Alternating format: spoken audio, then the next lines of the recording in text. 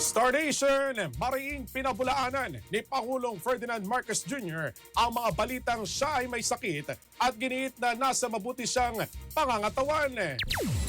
Tinawag ng Pangulo na kalokohan at kasinungalingan ang mga ulat na siya ay baldado at hinamon pa ang mga nagpapakalat ito na makipagsabayan sa kanya sa pag-ehersisyo sa gym upang makita kung sino ang mas malakas.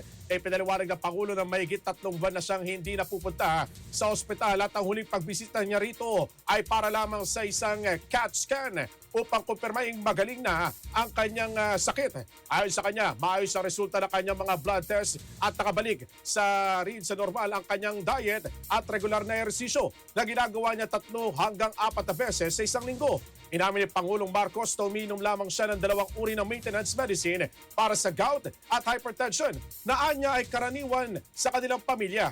Nilinaw din niya na hindi siya mahilig sa mga dietary supplement at naniniwalang sapat na ang tamang pagkain, sapat na tulog at regular na ehersisyo upang manatiling malusog. Sa uli ay binilaan ng Pangulo ang publiko na huwag maniniwala sa maling impormasyon tungkol sa kanyang kalagayan. Ayon sa Pangulo, ang pagharap niya sa publiko ay sapat na patunay upang malaman ng taong bayan kung sino ang nagsasabi ng katotohanan at kung sino ang mga sinungaling na nais lamang manira sa kanyang administrasyon.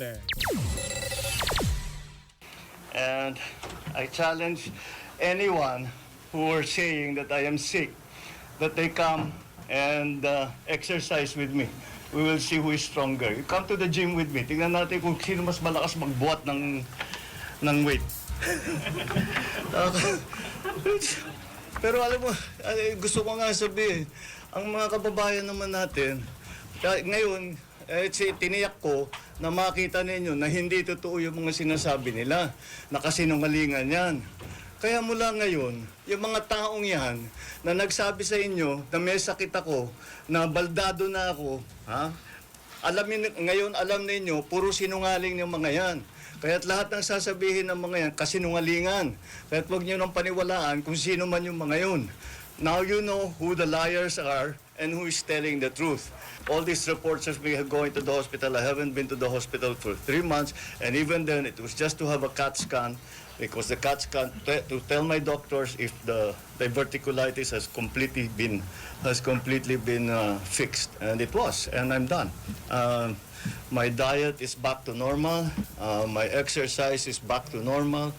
I still exercise 3-4 times a week. I'm watching my food better than before. Star FM News Connect.